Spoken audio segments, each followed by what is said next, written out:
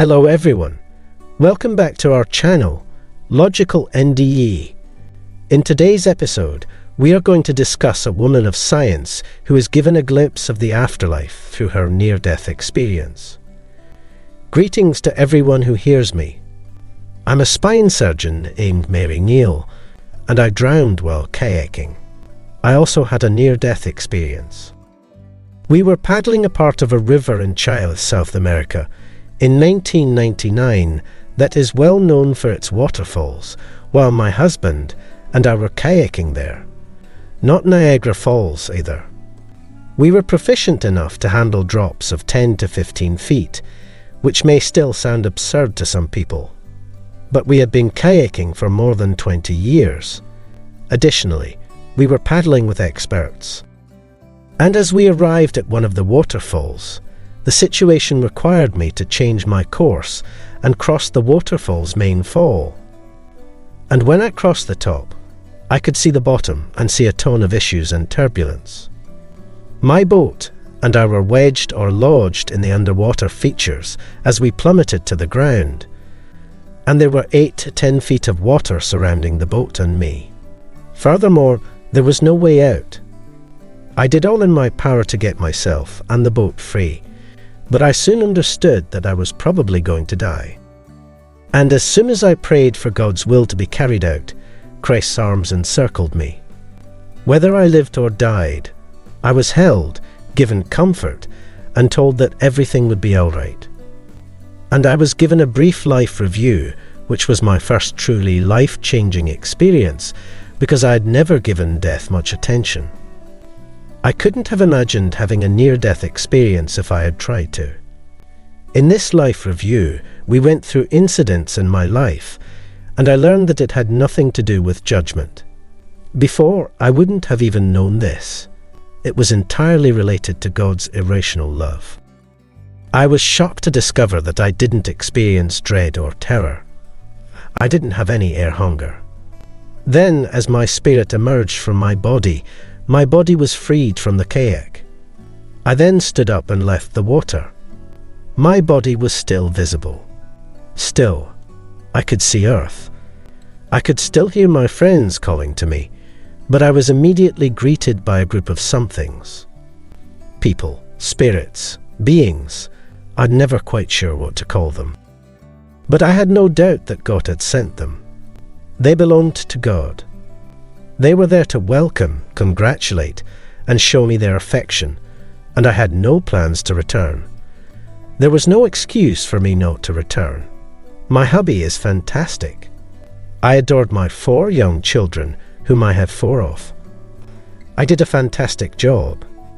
Despite having every reason to go back, I had no plans to do so, because I felt like I had already arrived where we all belonged.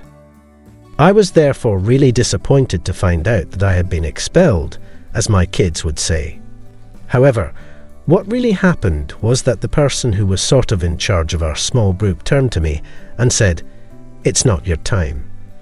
That I needed to return to my body and that I still had work to do on Earth. Since I didn't have to go back, I did inquire as to the reason. And they took advantage of that to start explaining to me some of the tasks I still had to complete on Earth. One of them was my oldest son's impending and sudden death.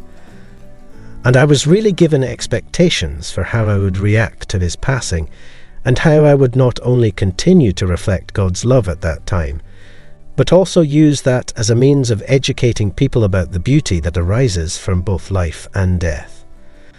I also received the directive to tell others about my experiences. We were speaking in a very basic way. It's like a sudden burst of energy. Since English is my mother tongue, I suppose I could say that I comprehended it in that language. I also consider what I was told in English when I think about it. However, the communication was also considerably more straightforward at the same time. Because it was directional and we were moving along it, the path appeared to be solid as we ascended it. However, the edges simply vanished into thin air.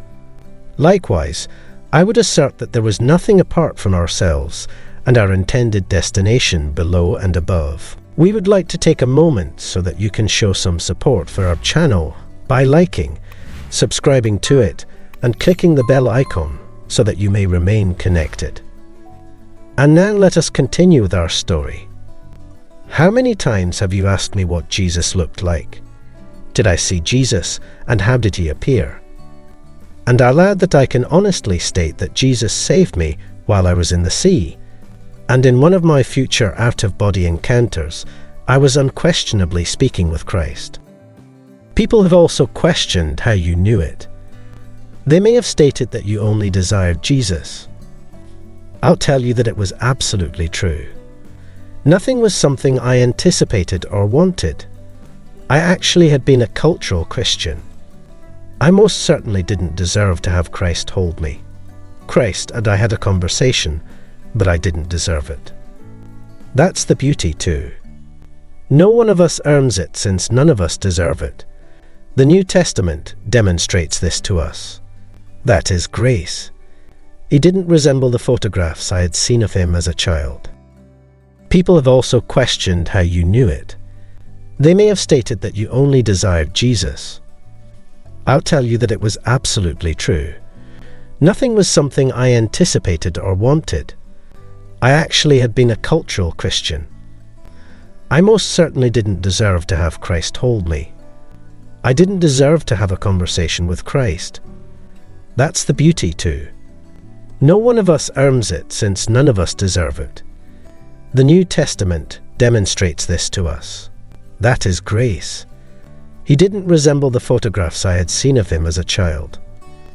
And my depiction of Christ won't make sense in our language because, without a doubt, I would say that he radiated love and generosity that knew no bounds.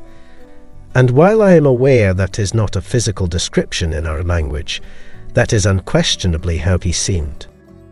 When I was returned to my physical form and informed that my oldest kid would soon pass away, I undoubtedly questioned why. I was then quickly returned to my life review. The fact that beauty can be found in all things was once again brought to my attention. I was also reminded that God does have a plan for the world, and for every one of us individually. One hope is that. I had no question that God was with my kid when he died. He didn't feel any discomfort. I'm pretty darn sure of that. He didn't want to return either. I'm very sure about that. I'm confident that when my own time is over, I'll see him again. In addition, I firmly believe that my son, our family, as well as the entire world, benefited from the enormous beauty that existed in his existence, as well as the beauty that has resulted from his passing. Furthermore, there is no doubt that I discovered God is real and active in our world.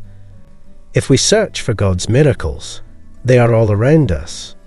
Heaven is unquestionably real. And I've found that even if you ignore everything else and just accept that there is life beyond death, it will change everything. Everything about today is altered by it. I've found that you can live wholly in the present if you don't have to worry about tomorrow, and ideally, if you accept God's grace for yesterday. That doesn't imply that you don't make plans for tomorrow or that you rush things. However, what it really implies is that you may completely engage in every second of every day. I've been reflecting on my experiences for a while now, analysing them, and talking about them with others as I've spoken and listened to their stories. And I've come to understand that there are several lessons that I can draw from my experiences, which is what inspired me to write my most recent book, 7 Lessons from Heaven, in which I share them. There are actually more than 7, but I was able to combine some of them and narrow it down.